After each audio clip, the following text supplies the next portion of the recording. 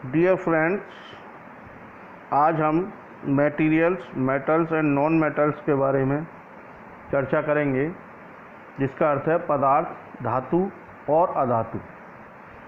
Different elements have different properties. On the basis of their properties elements are classified as metal, non metal and metalloids. Different जो elements होते हैं उनकी properties भी अलग अलग होती है और इन प्रॉपर्टीज़ के आधार पर एलिमेंट्स को मेटल्स माने धातु, अधातु और मेटलॉइड्स में बांटा गया है।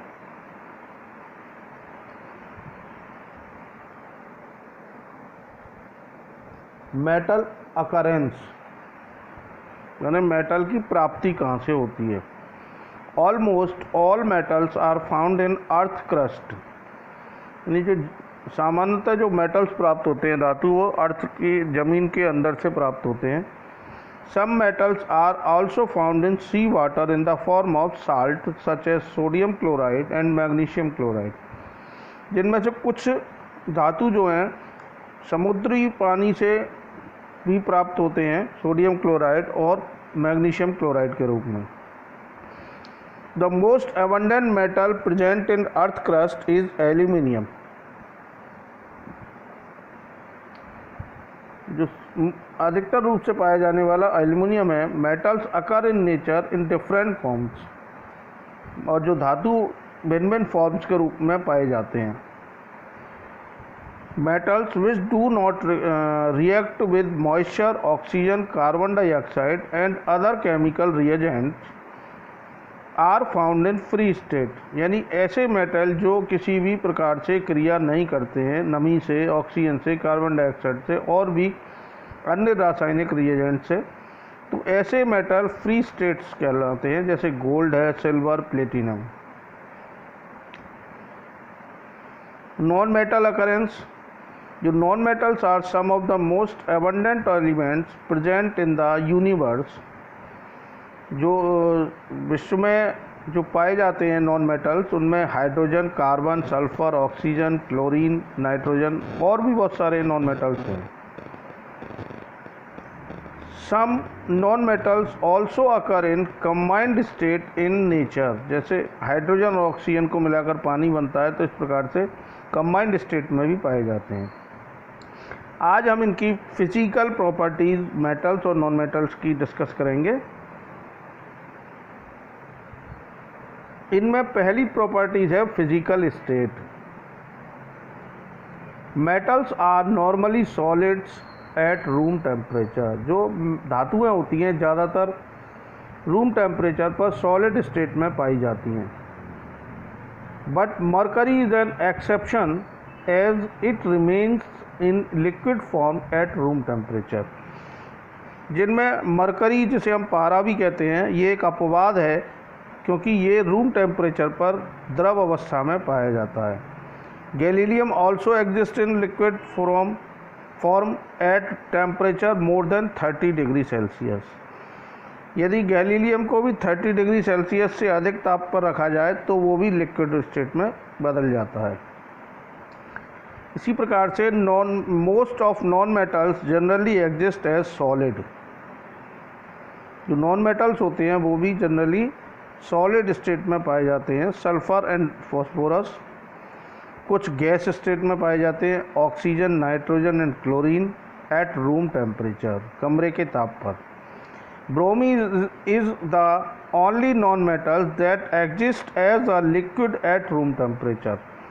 नॉन मेटल में ब्रोमीन ऐसा एक अधातु है जो कि रूम टेम्परेचर पर लिक्विड स्टेट में पाया जाता है। लस्टर इसकी सेकंड प्रॉपर्टीज़ है। लस्टर माने इसकी चमक से होता है। Metals have a shiny appearance, that is they show lustre. जो धातुएं होती हैं वो चमकदार दिखाई देती हैं, इसलिए वो लस्टर कहलाती, चमकीली कहलाती। बट लस्टर जो होता है मीन्स शाइन। लस्टर मीन्स जो है शाइन होता है, चमक होता है। Due to their shiny appearance some metals are used in jewellery and for decoration purpose like gold and silver. Shiny appearance के कारण मेटल्स को ज्वेलरी के रूप में और सजावट के रूप में उपयोग में लाया जाता है। चांदी के बरक जैसे लगाए जाते हैं, सोने के बरक लगाए जाते हैं और ज्वेलरी के रूप में भी इसका उपयोग हम करते हैं। While non metals have a dull surface, जबकि जो नॉन मेटल्स अधातु होती हैं वो डल सरफेस की होती हैं। They can not be polished to a surface like metals, metal की तरह इन पर पॉलिश नहीं की जा सकती। उदाहरण में आपका ग्रेफाइट है, डायमंड है और iodine are some example of non metals that have lustre, ये चमकदार होते हैं। थर्ड प्रॉपर्टीज़ है मैलिएबिलिटी।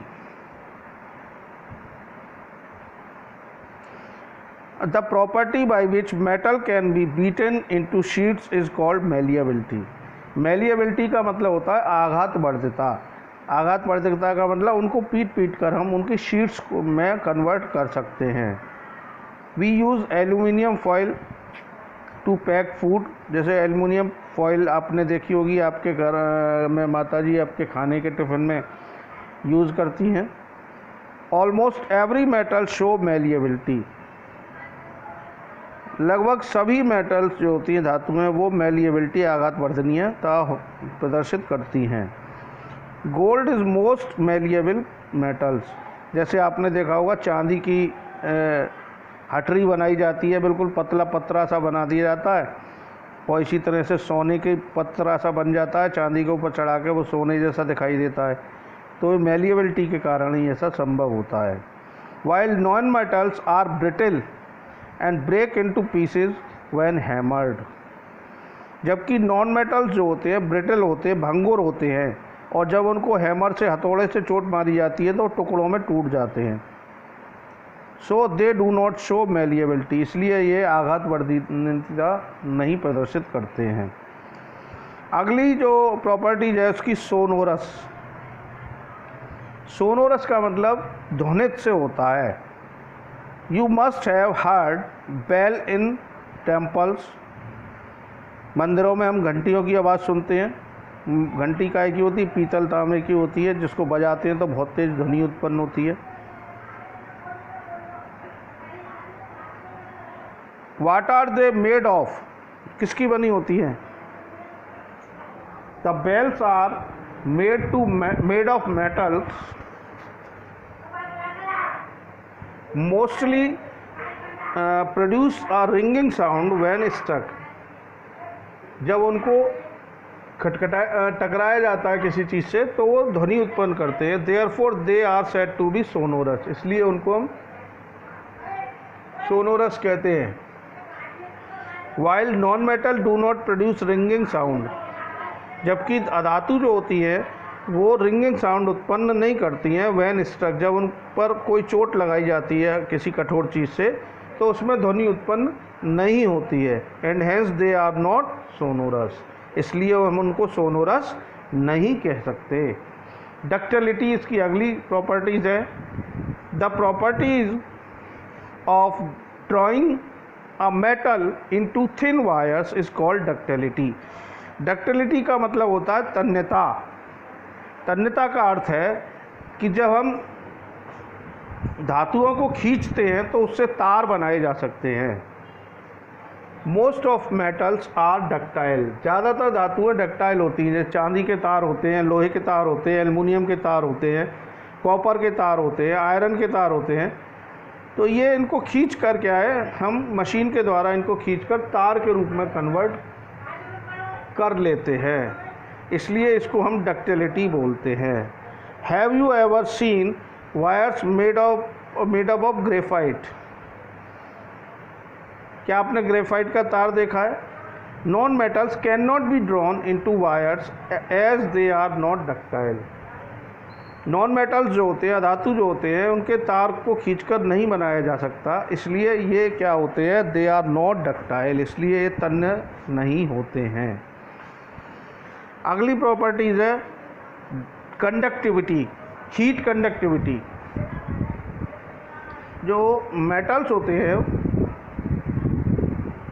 वो हीट कंडक्टिविटी को प्रदर्शित करते हैं। We find that the other end becomes very hot.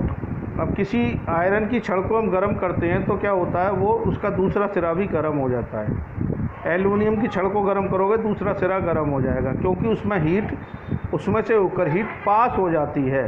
This indicates that metals are good conductor of heat. इसलिए हम मेटल्स को बोलते हैं कि ये ऊष्मा के अच्छे चालक होते हैं। On the other hand non metals are bad conductor of heat. जबकि दूसरी ओर अधातु होते हैं वो ऊष्मा के कुचालक होते हैं। This is the reason metallic pans are provided with wooden और plastic handle.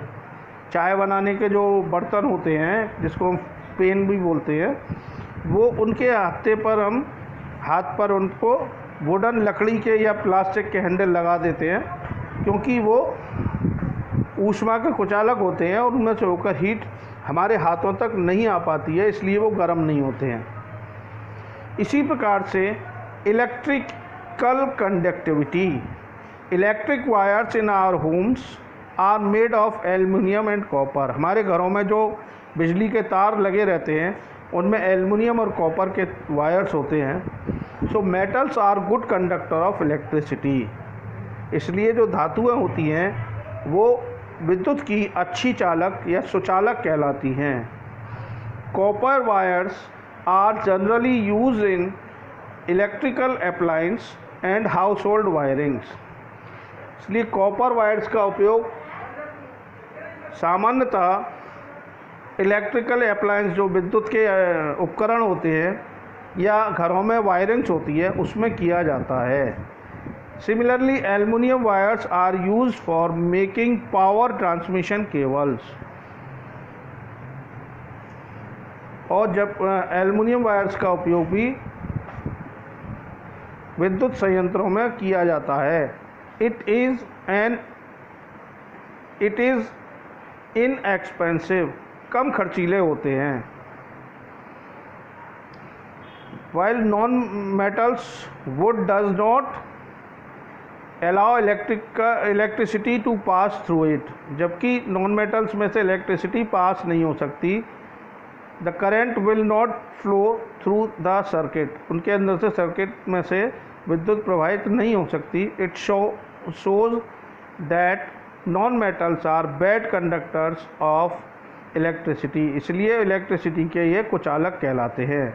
Graphite through a non metals is a good conductor of electricity. जबकि ग्रेफाइट ऐसा अधातु है जो कि विद्युत का अच्छा चालक होता है। ये हमारी फिज़िकल प्रॉपर्टीज़ थी। पहली फिज़िकल स्टेट, दूसरी लस्टर, तीसरी मैलिएबिलिटी, चौथी सोनोरस, पांचवी डक्टिलिटी और छठी कंडक्टिविटी। इसमें दो हैं, हीट कंडक्टिविटी और इलेक्ट्रिकल कंडक्टिविटी। ये इस प्रकार से आपकी फ़िज़िकल प्रॉपर्टीज़ का आज मैंने बताया।